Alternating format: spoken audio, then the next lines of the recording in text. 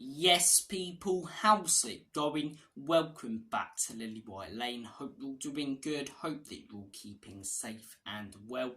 And I hope that you're all having a really good Saturday, wherever you are in the world, and whatever you are planning to get up to today. And you are all very welcome along to your Tottenham Hotspur versus Newcastle United preview, the massive game that is set to take place at 4:30 this Sunday. We're going to be talking all things Spurs Newcastle, including predicted lineups, the form of both teams heading into the game, and much more. So if you are interested and looking forward to it, make sure, if you haven't already, to smash that subscribe button, give it a Mike Tyson right hook. Also smash that like button and tap that notification bell so you'll be notified every single time we do upload a new piece of Spurs content on the channel. I don't know why I've just advocated abuse for two of the buttons and told you to caress the other one, but do what you like with the buttons as long as they are pressed on. And look, without further ado, let's get cracking with this nagging. Why, man, we got the Geordies coming down to London this Sunday, and it's a massive game for both teams. A massive game for Spurs, 1 point out of a possible 15 for Spurs in their last 5 games. That's not good enough, and Newcastle are struggling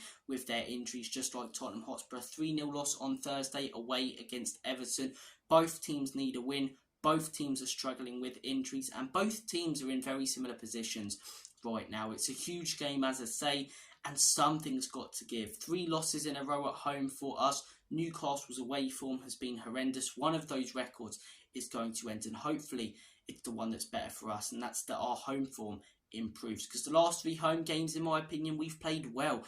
We've just been let down by not finishing our dinner and not taking our chances. The West Ham game, half time, we should have been 4 or 5 up, yet we headed in at 1-0. They capitalised in the second half. We were sloppy, and yes, the second half weren't good from Spurs, but we shouldn't have had to worry about the second half because we should have killed it off at half time. Aston Villa game should have been 5 or 6 up at half time, all over them in the first half, yet we head in 1-1. They come out in the second half and win. In the Chelsea game, as I say again, an absolutely fantastic start, but 2 moments of stupidity from Udogie and Romero cost us that game. If it's 11v11 for the whole game, we probably win that about 5 or 6. But look, even in that game, if we take our chances before we go down at 10, maybe we don't go down to 9 and Udogie isn't reckless.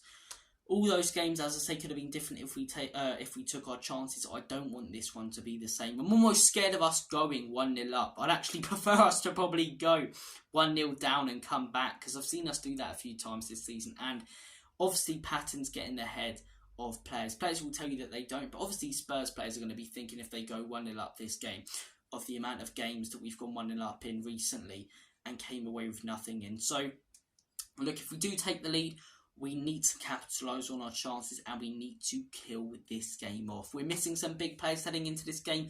No Maddison, no Van den Ven. Arguably our best 2 players so far this season are our most crucial, missing for the most hectic time of the year when it comes to football. Obviously, you know, Romero back from suspension, Udogie back from suspension, but also missing some crucial squad players, the likes of Solomon, Perisic, who would come in on the wings and do a job, Sessegnon. So Spurs are very injury-riddled heading into this game, and so are Newcastle. Ange said it in his press conference, they're the only team who've got a similar amount of injuries and a crisis there as us. United have got a few, Chelsea have got a few, but Newcastle have got crucial injuries like us. No Nick Pope, no Callum Wilson, no Tonali. It's not an injury, but he's missing for the whole season, so that is a big miss for Newcastle. And yeah, they've got their own problems. They've got their own problems at that football club. And look, hopefully in this game, we can play well enough with the team that Ange selects to pick up all 3 points. In terms of the predicted lineup, I thought I'd be coming into this game saying that we should play the same team against West Ham. And when I saw the lineup against West Ham, I was happy because, in my opinion, that was the team in the second half against City that, you know, I nearly said won us a game. It felt like a win, but got us something out of that game. Højbjerg came on, did a brilliant job, and I thought, yeah, this is the lineup that worked. But the midfield looked more like it did against Wolves than it did against Villa or against Manchester City. It was just quite slow, especially the second half. So in terms of the midfield in this game, I think we should go with the same starting lineup as we did against Man City. And then if it's not working, change it, you know, at half time. Same starting lineup, but with a few changes. In goal, Vicario, conceding a lot recently, but none of them are really his fault at all, to be 100% honest. People might blame him for the second one against West Ham. That's much more Udogie. in my opinion. Then you're looking at the back four. Udogie starts in this game. For me, Porro starts in this game in the centre-back partnership of Romero and Davies. That's what I'd go with. Midfield three, as I say, I'd start with the same one that we did against Manchester City, putting Bissouma in. So I'm going to go with Bissouma. I'm going to go with Giovanni Lo Celso, and I'm going to go with Kulusevski. Kulusevski was brilliant as an attacking mid against Man City and brilliant as a right wing, but he played right wing again the other week. I'm sick and tired of the disrespect towards him, by the way. He's one of our best players and has been all season, but played right wing in that game wasn't quite up to the standard we wanted him to against West Ham. So look, I'd play him attacking midfielder again. In front three, I think that we should go with Heung-min Son, I think we should go with Brennan Johnson, and I think we should go with Richarlison. And that's due to the fact that I think Kulu's going to work better in a game like this as an attacking mid.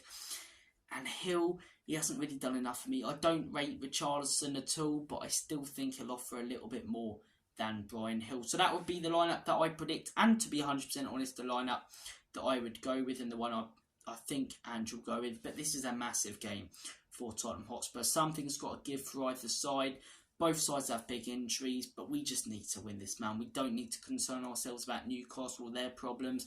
And I don't want to come out of another game giving credit to the opposition. I want to come out not admiring the opposition's performance, but admiring ours. Because in the last 3 games, we've played well, and we need to get that confidence back. I've seen a lot of people criticising Andrew, which I think is ridiculous. The guy took over in the summer and everyone was predicting us almost in a relegation battle. He lost one of our greatest players ever, one of the greatest players to play for this football club. We were a shambles of a club last season, and he's got us competing with Man City. He's got us competing with Arsenal. He's got us competing with Liverpool in games. We took 5 points out of those games. We haven't lost to either or any of the top 3. That's progress, in my opinion. We're seeing progress at this football club, and I think the reason a lot of people are losing their heads now and getting annoyed with going on this run is because we started the season so well. Fans' expectations were raised, and they forgot about their pre-season thoughts. Remember those pre-season thoughts, remember the context, and back Ange. This man, in my opinion, if he's backed properly by Daniel Levy, and it's a big if, can achieve something special at this football club with the football we're seeing our team play. And look, even in the games we've lost recently, the football has been fantastic, and I think it will be against Newcastle. Will we capitalise on our chances? I'm really tired on this one. I'm going to go with a 2-2 draw. Would I be distraught and fuming if we got a 2-2 draw? No. But would I be unbelievably happy? No. I think we need a win. Not for this top 400 title hunt, but for confidence. But I think we will come away with a point. But look, it's definitely going to be an interesting game. Comment your thoughts down below. Comment your thoughts down below, guys. Comment your thoughts down below on Tottenham versus Newcastle. It's going to be a massive game. Hopefully Spurs can come away with all 3 points, and it's not another pile of pygmy hippo shit when it comes to our finishing. Thank you for watching. Take care. All the best. And as always, come on you Spurs. In Big Andrew we trust. Enoch and Levy out.